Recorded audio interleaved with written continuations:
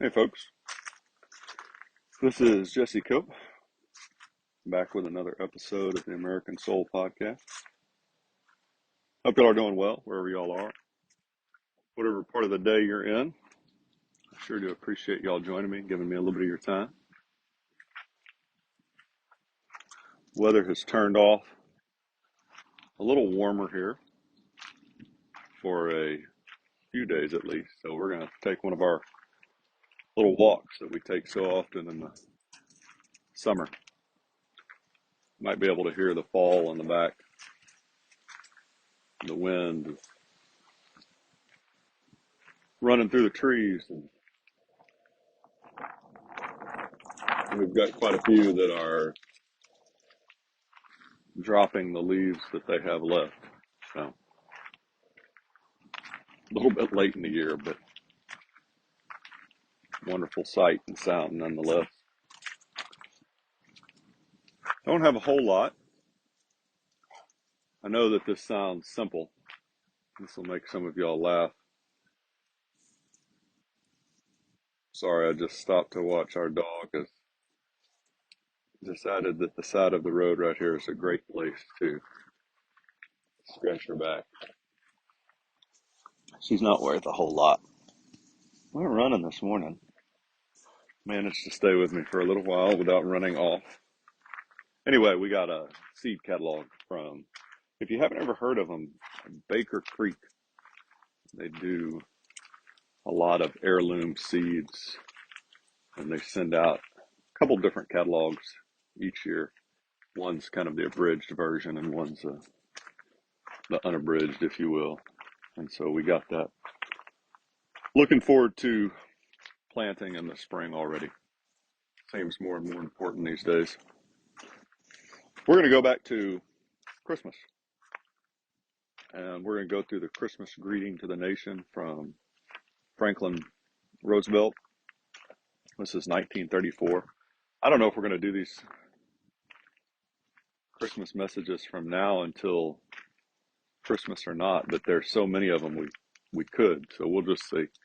We have a few other things. I actually was reminded by one of y'all recently about going back to John Dewey and talking about the education system today. So we may do one of those. December 24th, 1934. This is the second year that I have joined you on this happy occasion. Then, as now, with millions of others, we celebrate the happy observance of Christmas. The year toward which we looked then with anticipation and hope has passed. We have seen fulfilled many things that a year ago were only hopes. Our human life thus goes on from anticipation and hope to fulfillment. This year again, we are entitled to new hopes and new anticipations. For all those who can hear but not see this gathering, let me explain that here before us in the park in front of the White House is a monument of a man who will live forever as the embodiment of courage, Andrew Jackson. His was a long, long life in public service, distinguished at all times by a chivalrous meeting of problems with difficulties that attended that service, a fast belief in the people and a profound love for them. His patriotism was unstained and unafraid. Carved into that monument is his expression of the necessity for union. That message grows in importance with the years. In these days, it means to me a union not only of the states, but a union of the hearts and minds of the people in all the states and their many interests and purposes, devoted with unity to the human welfare of our country. Just across the street is a house he occupied 100 years ago. The house the people of the country have built for the presidents. From its windows, I see this monument to this man of courage. It is an inspiration to me, as it should be to all Americans. And so let us make the spirit of Christmas of 1934 that of courage and unity. It is the way to greater happiness and well-being. That is, I believe, an important part of what the maker of Christmas would have meant. In this sense, the scriptures admonish us to be strong and of good courage, to fear not, to dwell together in unity. I wish you, one and all, here and everywhere, a very Merry Christmas. Franklin D. Roosevelt, Christmas Greeting to the Nation, 1934. Again, be of good courage and fear not.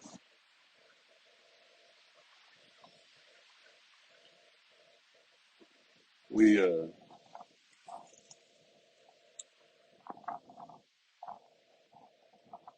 There's a couple Bible verses that reminds me of,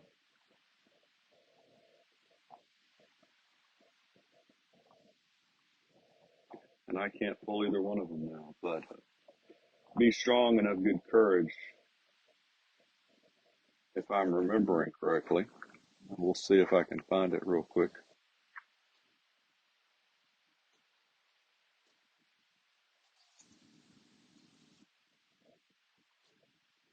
Yeah, Joshua 1:9. Let me see. Pull it up in my handy dandy little online Bible here. Have I not commanded you, be strong and courageous? Do not tremble or be dismayed, for the Lord your God is with you wherever you go.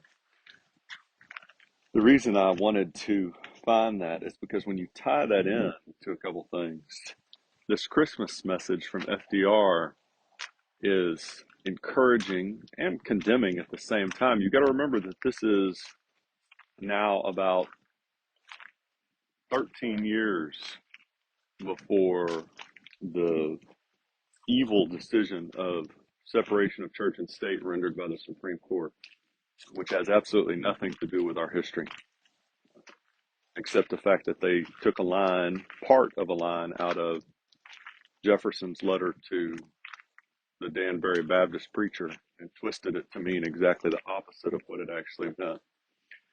So when he talks here about this and uses maker of Christmas, obviously Jesus Christ, you can't have Christmas without Christ, and talks about the scriptures telling us to, God telling us to be of courage, good courage, and to fear not, for he's always with us.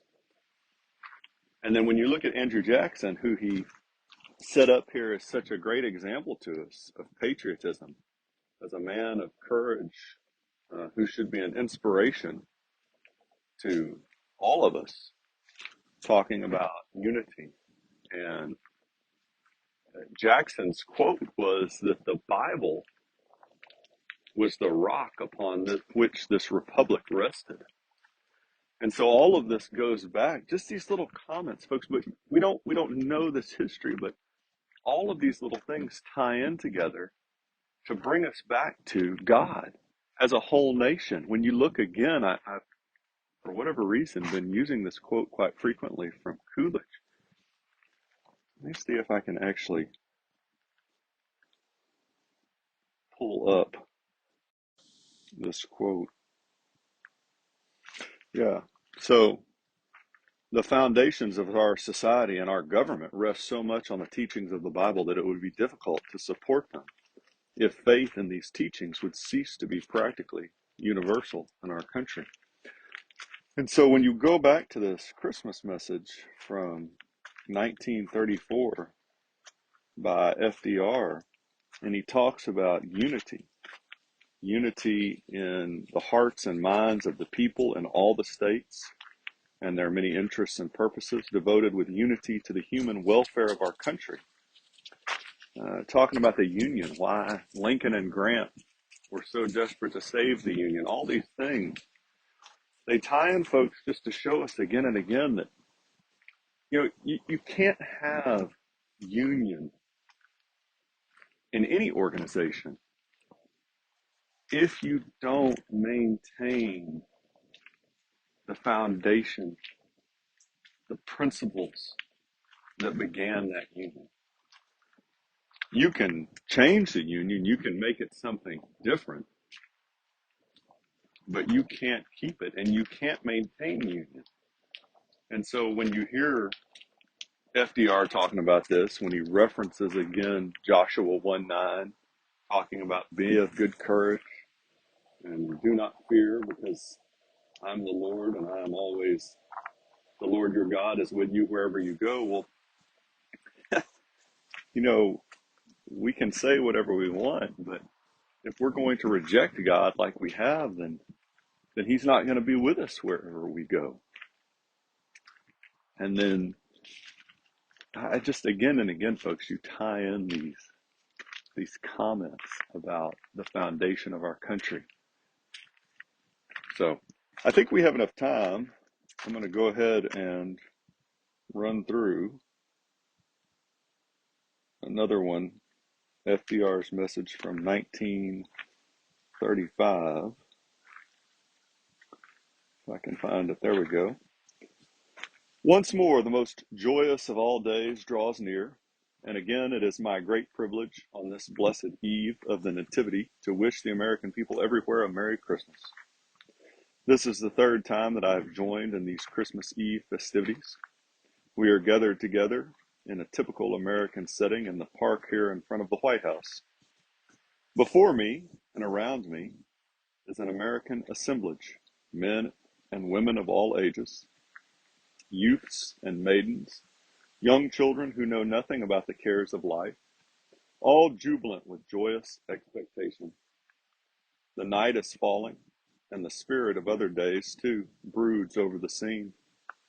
Andrew Jackson looks down upon us from his prancing steed, and the four corners of the square in which we are gathered around are gaily lit Christmas trees, guarded by the figures of intrepid leaders of the Revolutionary War. Von Steuben, the German,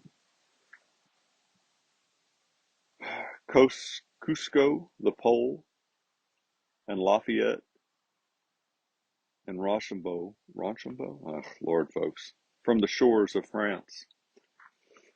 That's just a little interlude here, folks. That's a pretty good example. I know I murdered those names, but if you go and look this up yourselves and take the time, how many of you listening to this podcast, even those of y'all that have been listening now for a year and a half, know those names? Von Steuben, I think I've heard. Lafayette, I have. I know a little bit about him. But we know football players. We know the college players, especially now since they're starting to be able to make money in college. We know athletes of all different kinds in college and professional. We know movie stars, actors and actresses, singers.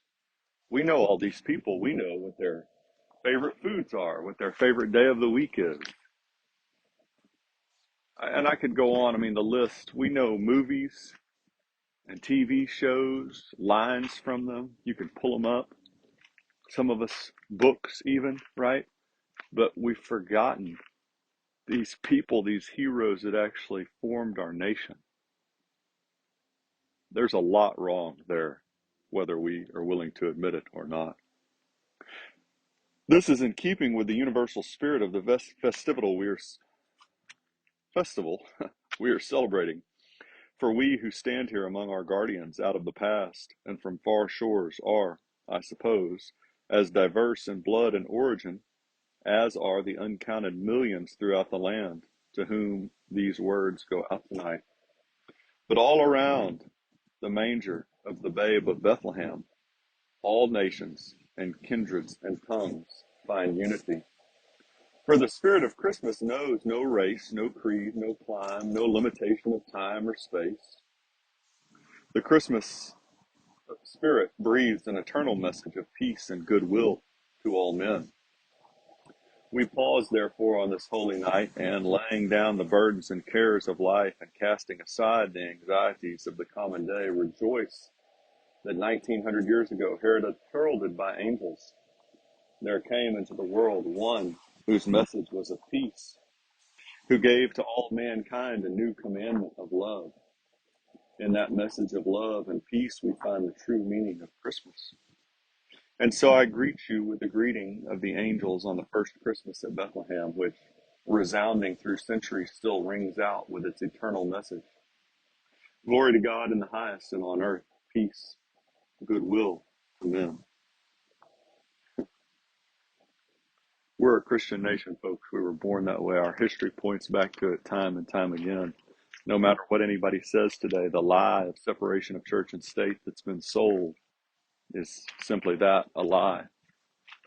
We go back to God and Jesus Christ and our foundational principles. Have we always followed them? No, we haven't. You can throw things like slavery and a number of others down and say, here, we're not a Christian nation. That doesn't mean we're not a Christian nation, folks. It meant we didn't act like it for a while. And when you throw down slavery, you have to automatically throw down the people who ended slavery. And when you really want to get down to it, the majority of those were, as unpolitical as this is today, white, male, and most importantly, Christian, followers of Jesus Christ. And so when you look back at these messages, when we go through them over the next few weeks and other things, remember that this is the core of our nation, the spirit of Christmas, the principles of Christ. You can't have Christmas without Jesus Christ, and you can't have America without the principles of Christ at the center of it. That doesn't mean you have to be a Christian in order to be an American. We talk about this so frequently, but because I know I'm going to get some comments about it.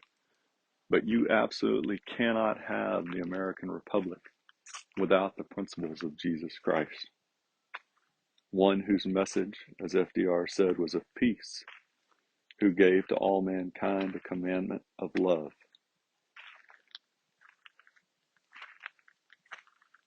As we get closer to celebration of the birth of Christ, whether it really happened in December or October or some other time is inconsequential.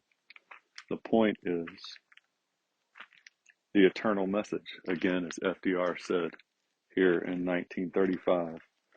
Glory to God in the highest, and on earth, peace, goodwill to men. I hope that y'all have a wonderful rest of whatever is left of your day. I hope that each of these podcasts gives you a little bit more information, truth, so that you can better teach those you're responsible for, if you're a mother or father of children or a grandparent, that you can strengthen the faith of those around you, both primarily, I would hope, in God and Jesus Christ, and behind that, in the fact that America was born a Christian nation, as President Wilson said. And we'll keep doing them, folks, and we'll keep talking about it. God bless y'all. God bless your families. God bless America. We'll talk to y'all again real soon. Looking forward to it.